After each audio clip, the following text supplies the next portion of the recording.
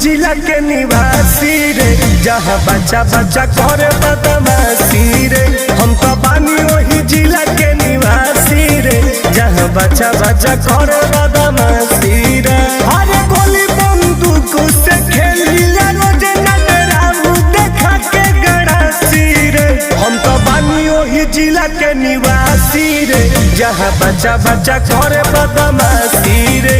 हम तो बानी वही जिला के निवासी रे, जहाँ बच्चा बच्चा करे बदमाशी।